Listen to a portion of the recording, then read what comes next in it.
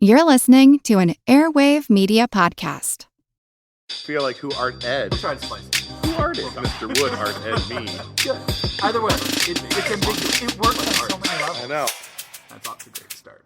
Welcome to Who Arted, where we explore visual arts in an audio medium. I'm your host, Kyle Wood, and joining me today, Shawn Roshman, creative director and founder of Nico 8, a ZFX flying director, because apparently that's a thing. It sounds like a cartoonish credential.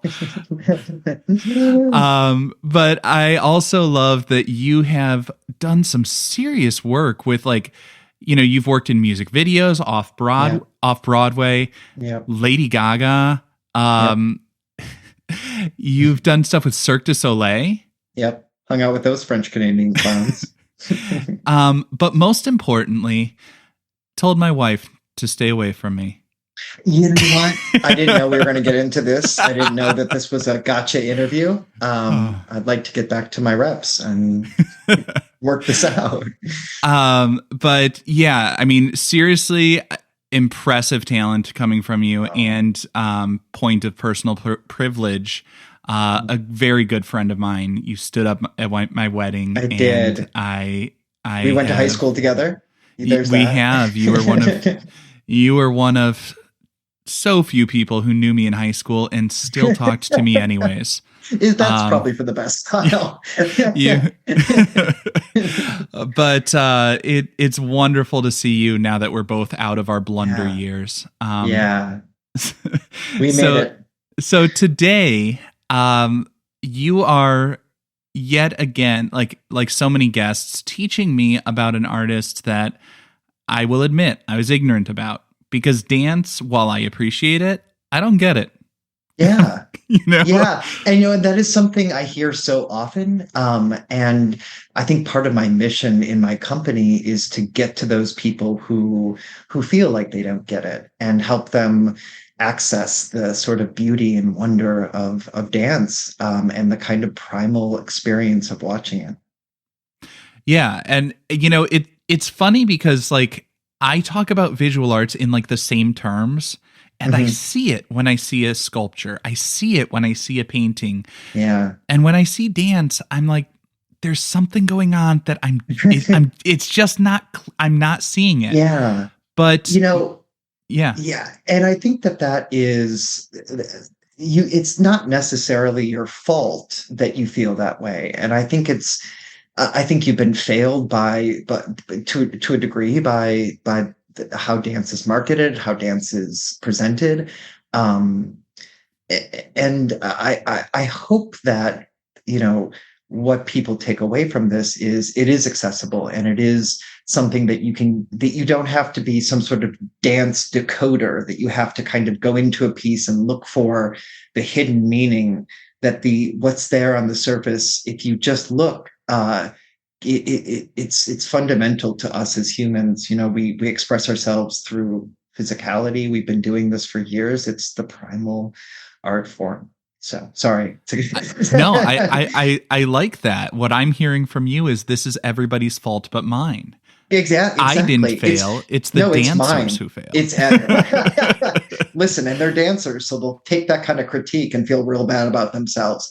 But no, I think that people sometimes think that if they don't, quote unquote, get it, like they haven't unlocked the mystery, or they haven't solved the problem, or solved the, this means that, and this means that, and this means that. So this must, dance, particularly concert dance, the kind of dance that we're going to talk about, does more align with I would say a contemporary abstract painting than necessarily a musical or a TV show. Dance is not a narrative. It doesn't express narrative really well. That's why charades is hard. We can't use words. We can't get into very detailed syntax. What dance is, either for me at least, either like a abstract painting or like a dream where there's logic to it, but you can't quite get the logic. And that's what I love about it. I like that. That's a really good way of describing it, that analogy to an abstract painting where we don't get a narrative or a story out of it necessarily, but we have little things that we can connect to. There's And also you Yeah. said like that instinctual, that sort of like primal connection, because movement was how we told stories and how we communicated before we had words Right. and before we had Right. writing. Yeah. And listen, no one expresses the primal human experience better than the artist that we're going to talk about, Martha Graham. She tapped into the psychology of movement before there was anyone doing that. Yeah, and thank you for keeping me on message here, because we are here to talk about Martha Graham. And when you talk about psychology, I find this interesting. So she was born in 1894. Her dad was basically a psychiatrist, but at that time they called them alienists, which is like such UFO hunters. Well, I thought of it like because the early days of psychiatry and psychoanalysis, because like right around the time she was born was when Freud came out with his theories of the mind and everything like that. Yeah. I just find the term alienist, it sounds like we're gonna let the demons out. Like it sounds like the kind of guy who is just like, okay, I'm gonna drill into your temple and then we'll be fine after that. Yeah. Well, I think there was a lot of fear in that kind of in that profession at the time. It was because they knew so little. There was much to be feared. But her dad being in that profession was, I think, pivotal to her work. Well, one of the sort of famous stories, who knows if this is actually true, was that her father told her at an early age that the body never lies. And that was sort of his profession, and she took that to heart, and she connected the dot that what was happening in the body physically and what was happening in the mind were interconnected. And I think that a lot of people attribute that to the fact that she came from someone who was in the forefront of psychology, Yeah. And, as much as I make jokes about the term alienist sounding like, a quack sort of a profession, like the term came about because he and others in that line were trying to help patients overcome the mental alienation, right? Like it wasn't like, some superstitious kind of faux medicine. It was the early days. They were trying to understand things, but it was a sincere effort and more scientific. So she came from a comfortable background. I mean, her dad was a doctor. They were like second and third generation Americans of Irish descent, which, you and I can certainly relate to a little bit there. And, smooth, fluid movements, not exactly what Irish dancing is known for. No, very percussive. But, dance was apparently not a huge priority in the Graham household. I guess she didn't even attend like her first dance performance until she was like 17 years old in 1911. Right. Yeah. But what a dance performance she's attending. I guess like, she's 14. Her family moves to Santa Barbara, California, and she goes to see Ruth St. Denis. Correct. And you're familiar with Ruth St. Denis, I'm assuming. And Ted Shawn, yeah. So do you want to just, for our listeners, a little bit, just the Cliff Notes version of that? Yeah, they were pioneers, along with Isadora Duncan, in that really first generation of what would become, I think, concert dance. So at the time, dance was, you had the Russian ballets from Europe, but there was social dancing, of course, but there wasn't, and then, the beginning stages, I guess, of vaudeville, but there wasn't, there wasn't an art form in sincerity that was dedicated, where dance was the medium other than ballet. And they were the sort of first Americans, at least, to begin to form, I guess you could call them almost like pantomimes. They were, unfortunately, they wouldn't stand the test of time now. They borrowed heavily from ideas of the Far East and Yeah. Egypt. Between the lines, I saw that it seemed like there was a lot of cultural appropriation happening there. Yeah. But you have to remember that For the time, that was a progressive thing. It was right. There was no other way to see these. There was no internet. There was no movies. There was, I don't know, barely any pictures. This is how culture was consumed. You're absolutely right. And I think of it in the way that I have a love-hate with Picasso, because on the one hand, he was ripping off the art of so many African artists. And on the other hand, he was one of the few people who looked at that work and said, you know what, there's something to this. So it was like, it was, what is it? Imitation is the sincerest form of flattery, to a certain extent. But I think the main idea there is, as I understand it from what you were saying, it sounds like kind of ballet was the art form, and other forms of dance prior to this time period were seen more as like recreational. And what they were doing was taking other forms of dance and expression and elevating it so it could be seen in that high-minded way. Exactly. Yeah, that's a great way of putting it, Kyle. And they structured their performances much like a ballet, in that there were elaborate sets and costumes and a large degree of theatricality. Yeah. And so she saw that. She's apparently enamored with dance after seeing that recital. She went to the School of Dancing and Related Arts, founded by Ruth St. Denis and Ted Shawn. So she was there for a while, I guess, and she was, from what I understand, kind of a standout talent in that dance company. Yeah. In 1922, she actually danced in a silent film where they tried to synchronize live sound with the film.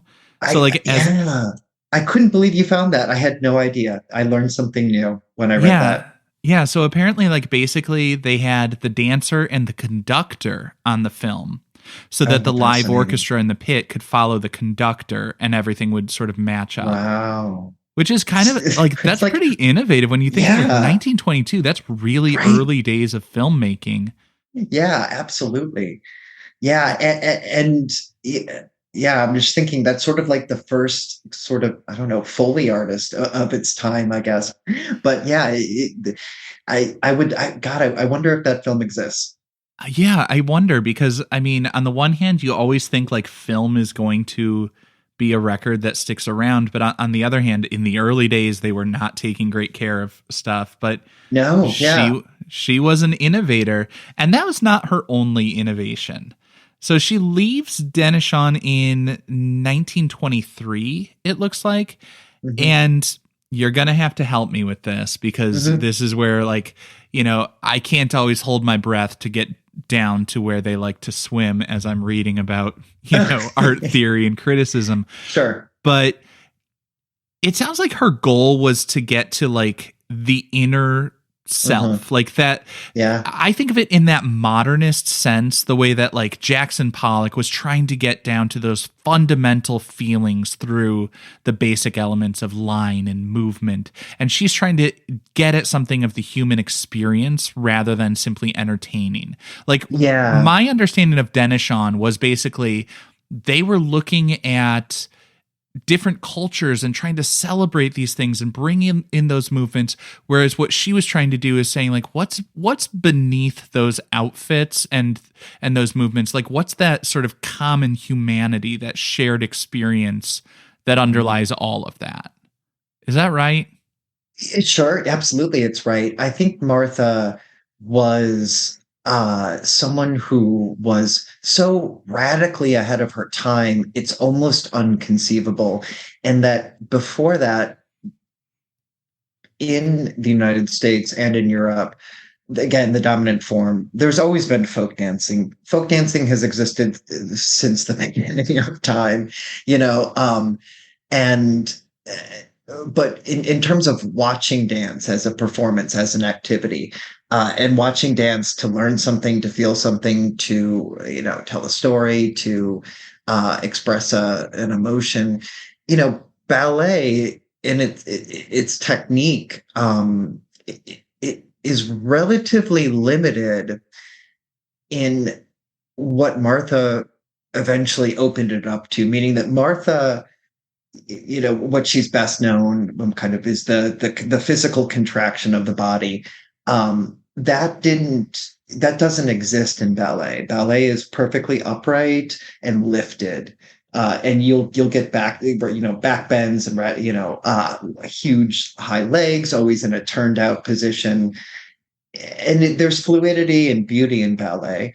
But Martha wanted to express something that ballet just wasn't. There wasn't a step for it. Wasn't a. It was almost as if she created a brand new color of paint. And for her, I think.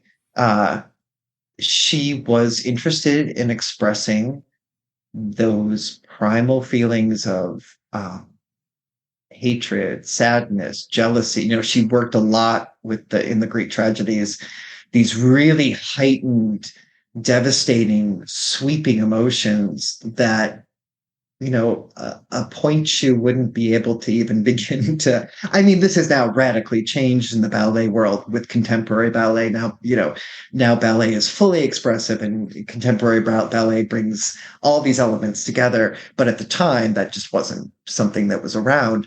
And Martha physically made her own technique, which we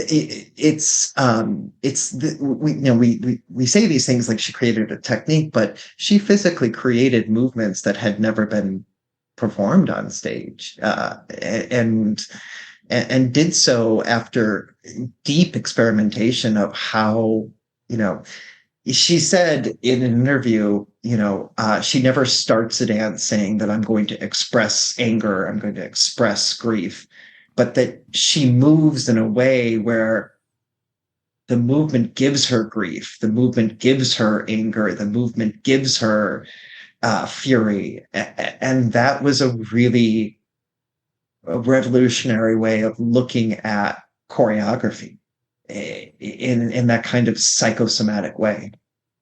Yeah, and that's interesting in that mind-body connection, because again, very much ahead of her time, but also like more current science and studies have shown that your movements do affect your moods. Absolutely. People say fake it till you make it. Like, just smiling will actually make you feel happier. And I'm sure like that's the very, very simplified version of it. But, like you said, she was getting at these things through movement in a way that others really had not been doing. She was the first. Yeah. I mean, she was the first, and she really understood how the body worked in that, she did these exercises, pleating exercises, where you would hold your arms out and expose your veins in your neck. And it was this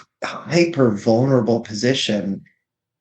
And it's that animal brain where we're exposing our neck to be bitten that makes us so vulnerable. She understood that if you did that, it naturally gave something back to you, right? You didn't have to search so hard and quote unquote perform so hard. The movement was doing the work for you. And that was revolution. Again, I keep on saying revolutionary. I just don't have a better word at the moment. I mean, genius. No, genius. But I think you were right when you said it's like she invented a new color. I mean, it wasn't like a small twist on what had been done. It was something that broke new ground, created whole new territory, and allowed people 20s. To see something that they had not conceived of. And I think, as much as an art lover, I always prize innovation and I celebrate it where I see it and where I recognize it. I think it's also worth recognizing that it's not always easy to be the innovator and to be ahead of one's time. And, it often doesn't go well for them in their personal lives. No. And it takes a toll. In the early days, she was sort of celebrated as she makes her debut, and then not so much as she's breaking new ground. For it took like in some cases, I think it took some people decades to catch up with what she was doing and what she was seeing. Oh, yeah. And after the break, I think we're going to get a little bit more specific into what she was doing as we talk about a piece that you shared with me as one of her standouts.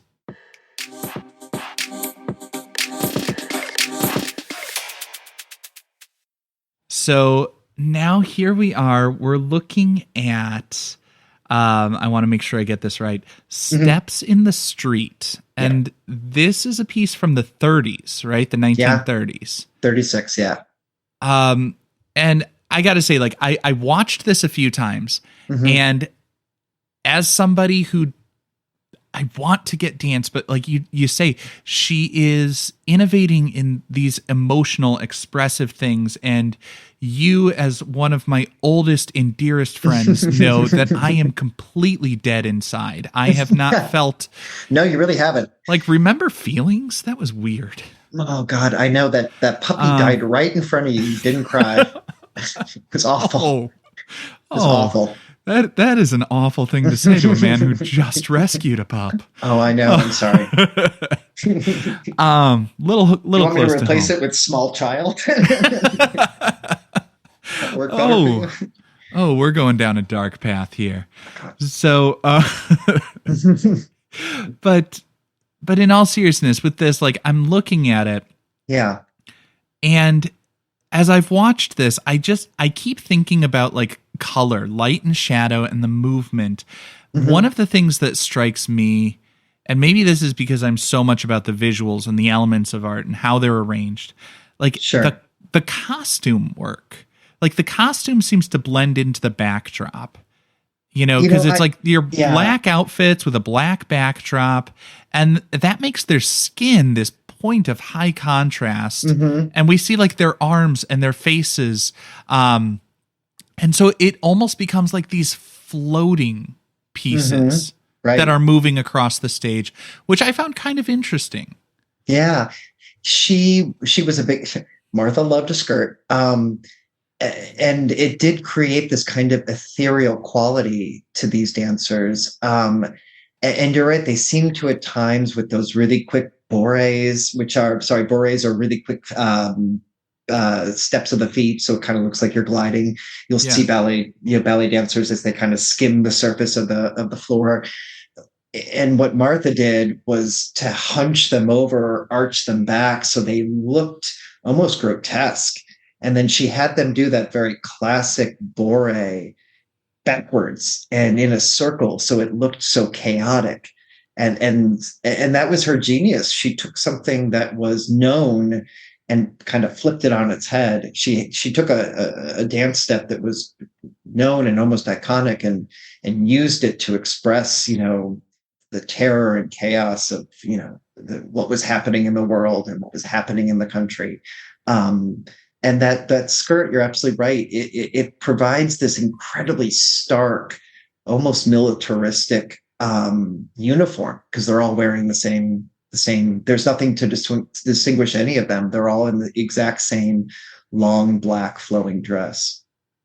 Yeah, and then at some points it seemed like they were all moving in sync, and in other parts it seemed like they were split into two groups, which, I'm sure you could read something into that. I'm just like trying to look and track their motion and, at points questioning, like, is this like a dramatic interpretation of an exorcism? Because, like you said, it seems like so backwards and contorted. Yeah, and I love that interpretation, an exorcism, and I think you really could think of it as an exorcism, because there's no scenery, right? So we don't know where this is.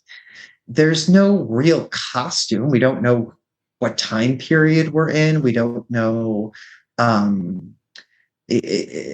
how they're related. She gives us none of those clues. We also don't know how these women, how they feel about each other. At times they don't even seem to acknowledge each other. At other times they're hyper aware. I feel like they're always aware. They move as a collective, but then they work as individuals. They break off into segments. She doesn't answer a lot of questions, but what she does is present this world of turmoil and chaos and sort of tumultual whirlwind agony, and kind of lays it bare in front of us. Isn't it horrifying how relevant this piece is? Well, but I think that's getting at and I see this, and maybe not I may be wrong in the dance terminology here, but I see this as a quintessential like modern piece.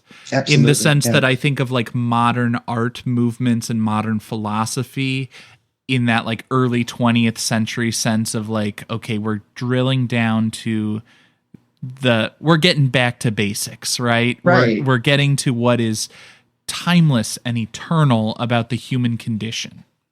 And we're not afraid to look at some of the darker places in the human condition, right? We're moving away from the sort of pastoral romance and getting into the nitty-gritty of, what's happening in a rapidly industrializing world, in smack dab in the middle of a huge depression and a huge having come out of a war.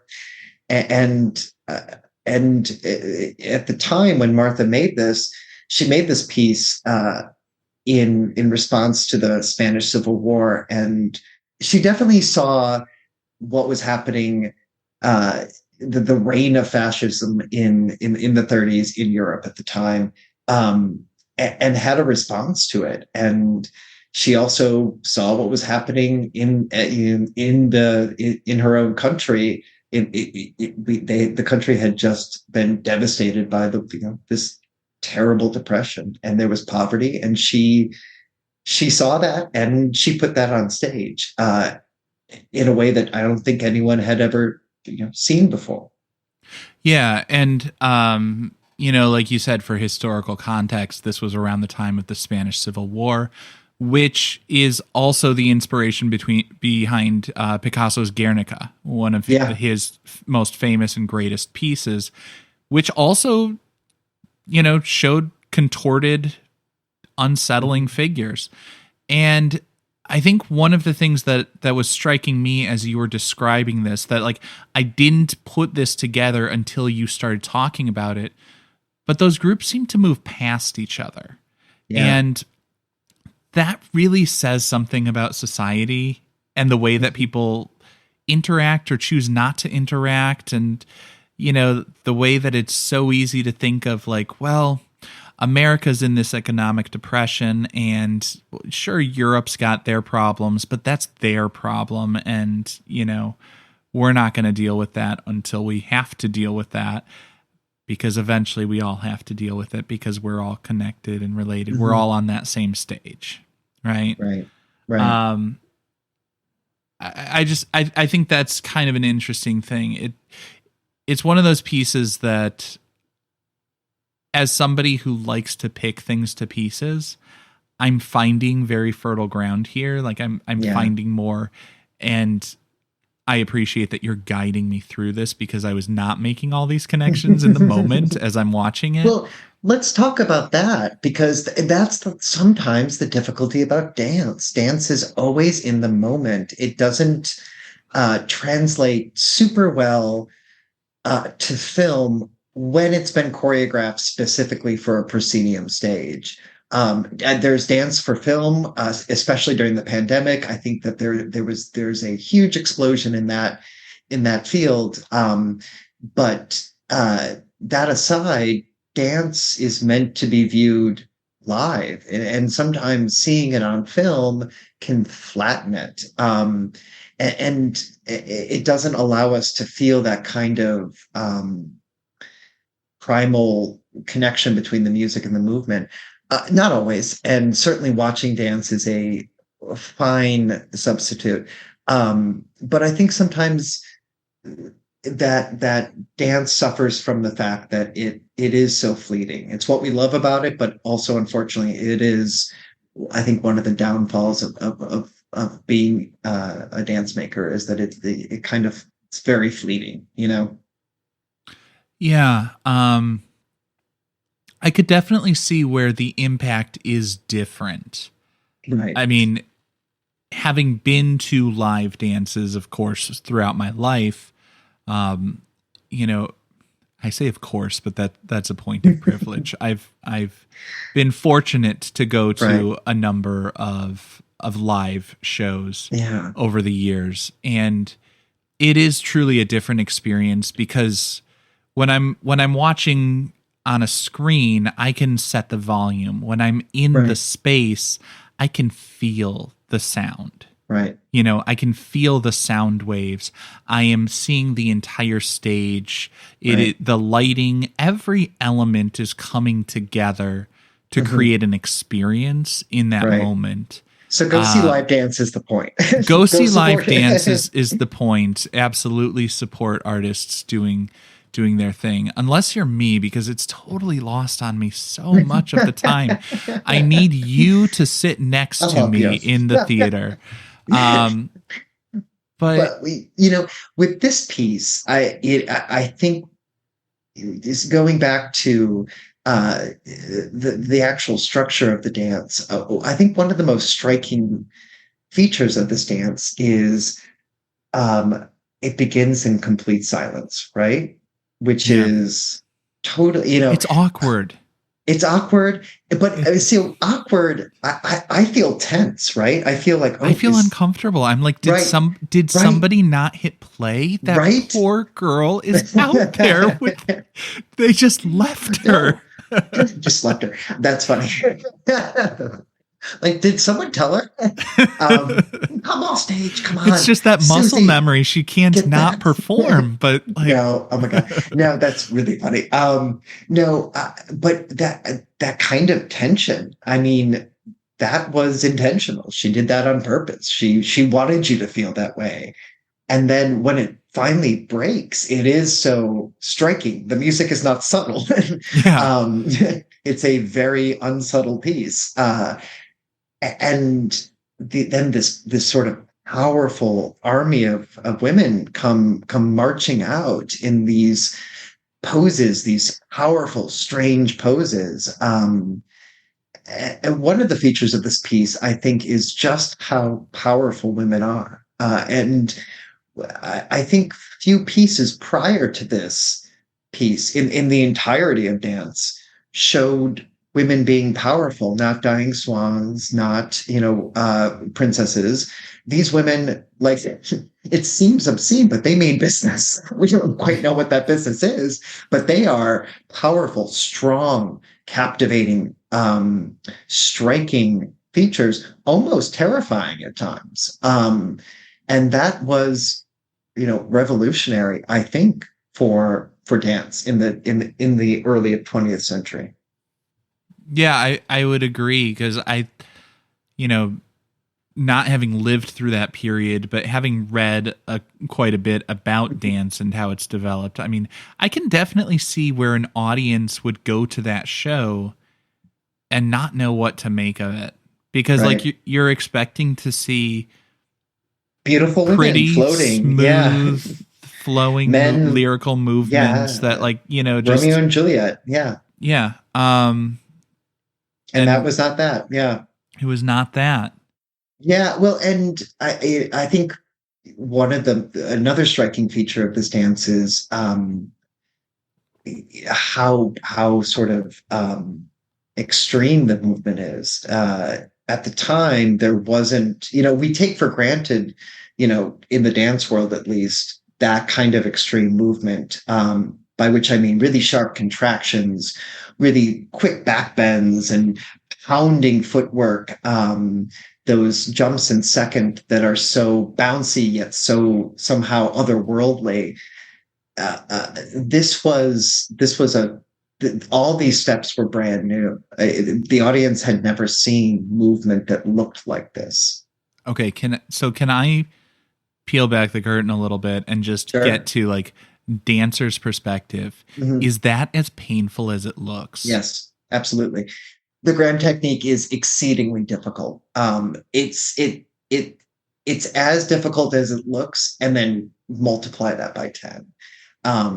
It requires a extreme amount of core strength because what Martha her work requires is that you're in those extreme balletic poses, but completely off balance. The women do a sort of earlier version of a tilt, which is when one leg is on the ground and the other leg is fully extended, but the torso is actually tipped over towards the ground, so you're almost in a lateral T of sorts. So, Like and a you're doing this, Jamiroquai music video. and you're doing this without a male partner to hold your hand and make sure you don't plop on your head. And that kind of extreme physicality was not easy. And I will say the best Graham dancers make it look exceedingly easy. You watch a Graham, just because the technique itself has developed so well. There are now 8-9 generations of Graham teachers who have refined the technique and understood the technique and gotten to the core of the technique. So the Graham dancers now doing this piece, it's extraordinary. They bring that kind of 21st century athleticism to the technique and kind of bring it alive. But yeah, it's hard. It's extreme. I think that seems like a good point to then probably wrap it up. I'm wrapping it up. I want just a 3-point rating scale. And where should this hang? The Louvre? Is this something to look at? The lab? Is this something to learn from? Or the Louvre? British for the bathroom. Yeah. There's a poop joke in there somewhere. Oh, that's terrible. For me as a dancer, it belongs in the Louvre for me. It's just, I think it's one of those pieces that I can watch time after time and find something new, and it always invokes that initial viewing. The first time I saw it, which I think is a staple of a good piece. Yeah, I think you're probably right there. It does feel like there's something that is lasting about it, which I find ironic because dance, as we discussed, is so much an ephemeral art form, and that's how it's intended to be. But there's always more to this. There's always more that I'm discovering from watching it a couple of times, because the first time I watched it, I'm like, I don't get it. This looks right. This just looks weird. And then, the second, third time, I'm picking up a few more things. I'm starting to get some of the feel from it, but unsure if I'm understanding that feeling correctly. Right. But then as I talk to you about it, I'm getting more from it, and I'm seeing historical relevance and connections to it. So I can see the argument for it being a museum piece. I think the only reason I end up not in the museum is because on the one hand, I can't resist trying to make a movement joke about the loo, but I think I ultimately end up with the lab, because I feel like this is something I can learn from. This is something I can pick apart and dissect, but I don't like it. It makes me uncomfortable. And I know that's the intention. No. And that's a perfectly good response and a perfectly acceptable response to dance, is to say that. I think sometimes we take this dogmatic view of dance that if you don't like it, you somehow didn't get it, therefore you aren't smart and cultured.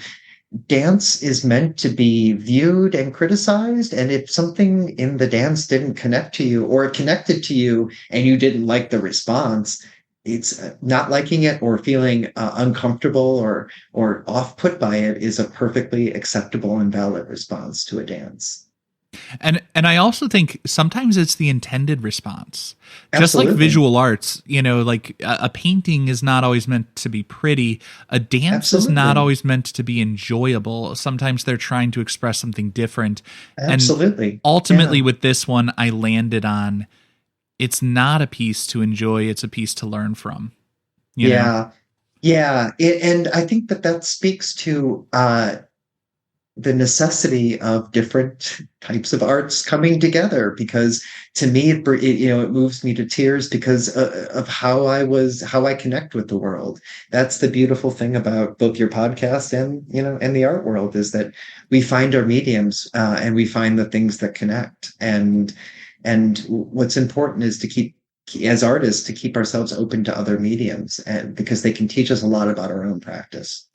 And I appreciate that you are taking the time to share your expertise and connect with me. It's a pleasure. And teach me about a medium that, honestly, like I said, I appreciate, I respect, because I know you are doing things I could never do. But it's one that I struggle to understand, and it's okay to struggle to understand, as you said. But I appreciate that you took the time to come on and enlighten me a little bit. It was my pleasure. So thank you very much. Thank you. This concludes this week's episode of Who Arted, part of the Airwave Media Podcast Network. If you found this tolerable, please leave a rating or review on your favorite podcast app. You can find images of the work being discussed this week and every week on social media at Who Arted Podcast on Twitter, Instagram, and TikTok, and of course on the website whoartedpodcast.com. Podcast done.